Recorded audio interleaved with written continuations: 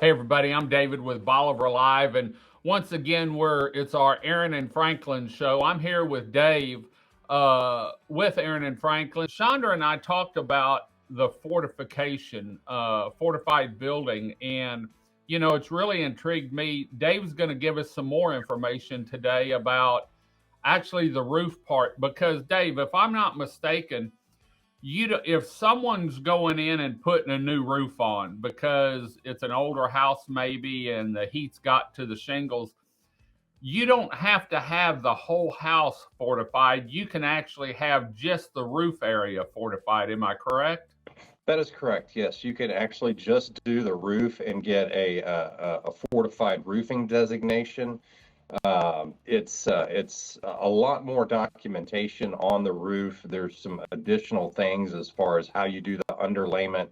They want the roof deck re-nailed with a specific nail and a specific pattern in order to keep the roof sheathing down.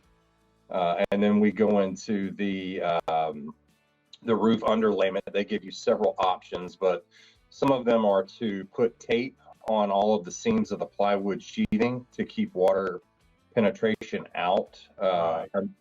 Another one is using an ice and water shield, which is a fully adhered membrane that goes over the roof, which is a really good option. It's also a little pricey. And then, they just want a lot of documentation. They want enhanced nailing patterns on all the shingles. And This even if is all you, this is all done through photos and stuff, right? It's all done through photos. We really have to meet with the roofer and go over with them how the roof is going to be installed, because there's some very specific things, especially on the perimeter edges, that they want. They want a fully adhered starter strip. They're really trying to keep that first course of shingle, which is the ones that are most prone to being blown off. They're really trying to keep those intact. In addition to that, they have an enhanced drip edge nailing pattern they want you to use, and some other things, but they really are focusing in on that fully adhered starter strip around the edges and perimeters. So When when you're talking price increase, and money saved, you know, have you done any studies or have any numbers on, yes, it's going to cost you an extra 10%, but it's going to save you 15% every year on certain things? right, so it's generally going to cost you about $75 a square. More, just depending on the larger the number of squares, that kind of reduces down. You get some additional covers, like our inspections, where if you got a small roof, we have to do the same number and same type of inspections if you get a large roof. So that number is kind of a little bit of a variable, but typically when you look at renailing the roof decking, you're adding a lot, but you're adding when that roof, all shingles are they're rated to a maximum of 130 miles an hour. Well, if you get winds over that, or if the guy did 15 shingles in the row perfect and then he did five that weren't perfect, then those blow off. You get water intrusion. 65% of all damage from hurricanes comes through losing the roof system, and then you get water intrusion into the house, and then you have all kinds of problems. So Is Have they done any studies? And I know y'all have done a lot down in Florida, actually along the whole Gulf Coast. But when it comes to roof types, is there any studies done on regular shingles versus a metal roof versus a tile roof, on which one survive, is a hardier roof and holds together better? typically, the metal roofs, if done correctly, can withstand a greater wind force. Tile roofs or can also do that if they use a foam system along with a screw. A lot of it comes down to who's installing it. I mean, Does it? we're out there when we're inspecting them. We're there for a moment in time. We're just checking it out. But if you have a good quality, reputable contractor who's checking his work, making sure his guys are properly fastening the systems and doing all that, then that's really where the rubber meets the road, and getting a good roofing contractor is very important. So Great, great. Is there what other things, like if you're doing new siding on a house, um, say you do a new siding and you're not doing the roof, can you get the uh, protection when you replace the siding also, What and we sort of do it in stages? Right. It's usually just for the roof. I think with the way that the insurance companies are leaning, a lot of we've gotten had some of our associates with State Farm and USAA who have told us they're only going to be writing policies in tier one and tier two counties if they have a fortified gold, and they'll consider them with a fortified roof. Okay. But if you are getting the siding replaced, that additional documentation at that time can help you for getting a complete envelope and just documenting it. And there's really not a lot of additional siding uh, details that you would have to do to become fortified. It would just have to be documented properly. So, from what I'm hearing from you, and then what Chandra and I've talked, more or less, if you can keep your roof intact so it doesn't leak, that's where 99% of the damage starts, is when you lose a shingle and then you lose a row and then you lose one side of the house. Maybe you're on the windward side. Water gets in it if it's not sealed right, and then it goes throughout the house, because you and I both know, if a storm comes, you can't get back in here immediately to start pulling sheetrock out. And if you do, you definitely need to take pictures and video before you do anything to your house. But if you can keep the roof intact, more or less, your chances of surviving a storm without anything major is real great if you have the windows and the siding installed right. Correct. And that is roofing. 65% of the damage, maybe more than that, is comes in from the roof. You start losing those shingles, you get water coming in, then you got sheetrock problems, and you've got Right. flooring problems, and all your pictures and photographs and everything you've got in your home starts to get ruined. So if you can keep the roof on, you have a real good chance of keeping the house together, especially on Bolivar, where there's a lot of new construction. It's all been done to the code. We've already been enforcing continuous load path out there, and really, Right. transferring all the loads from the roof all the way to the ground. So those houses will take a lot. Now, of course, you get something happens, and you get a big something hits a window and you lose the window. It goes from a partially enclosed or a fully enclosed structure to a partially enclosed, and Right. that's when you start seeing a lot of additional damages. Once that building envelope is damaged, then you start seeing a lot of issues.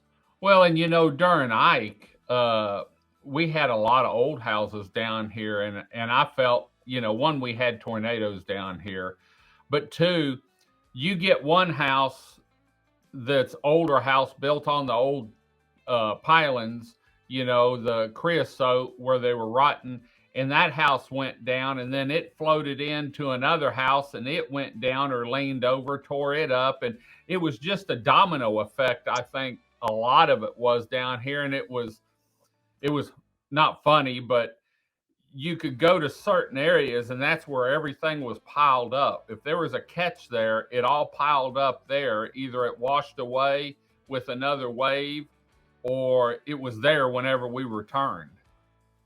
That's right. We actually after Harvey were in Rockport, and we looked at some houses that actually were newer homes but had failed, and one of the reasons that one of them in particular had failed was because it got several boats stuck up underneath it, And and it lifted it up. those boats just started clogging everything, and then the water loads on those boats, they couldn't get past the pilings. So in a V zone, you have breakaway walls. They're designed to fail. They're designed to, when the water starts coming in and crashing on those, that they can just go around the pilings and not Right. have any issues there. But when you get a lot of debris in there, that's when it really starts pushing on those piles, and it can actually push an entire house over if you get enough load going on roofs. So Great, great. Well, if people want more information on the fortified building and maybe the roof, maybe they're going to get a roof put on this year, where can they go to get more information on that? I think just go to Aran and Franklin's website, www.aranfranklin.com, and click on a link. You can call the office anytime. We'd be happy to talk to you. We have a Stephanie who is our fortified sales team lead. She is a good resource and a good person to talk to about that. So, And just real quick, if someone builds a whole house fortified, they can save quite a bit of money on their insurance, can't they? they absolutely can. Even doing the roof, you can save. You're going to save money if you go through a State Farm or Farmers. Now, if you use an impact rated shingle too, you can save through TWIA. But the entire house, we had recently a customer who was getting quotes of $16,000 plus, and when they looked at applying the fortified designation through State Farm, it cut it more than half. So Really? yes, and that's the lifetime of the home as long as State Farm's writing policies in the area. Yeah. Right. And, one thing is the cost of the home is one, most people are going to finance it. And so it may make your payment a little higher. But when you can drop your insurance 25, say 35 to 50%, man, that's a lot of money on you're saving $8,000 a year on that one particular house, or even if it was $6,000 a year over, 10 years, you're looking at a lot, $60,000 that you can save if my math is right this early. But it adds up. It appears to be pretty significant, and I'm not an insurance guy, but just some of the things we've seen. If I was building one out there, there was no doubt. And the majority of it, when you're building one from scratch, we're already doing the majority of those items.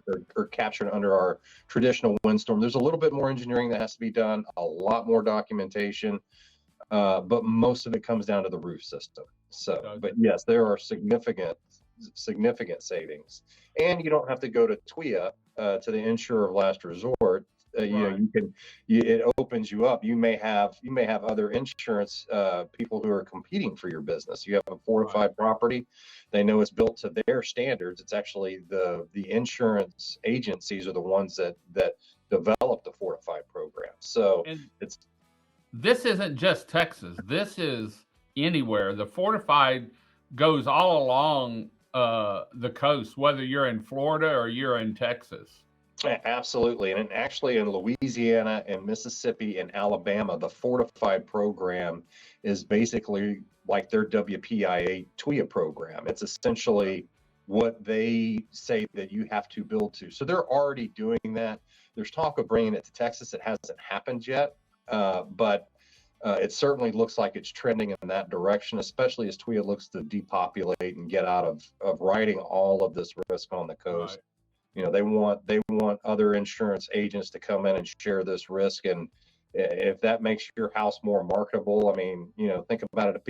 If you go to sell your house in a few years after building it, people are they're looking at saving $6,000 or $8,000 a year, on their insurance, and they can get a nice State Farm policy or a USA policy or whatever, then they're that's probably attractive to a buyer. So.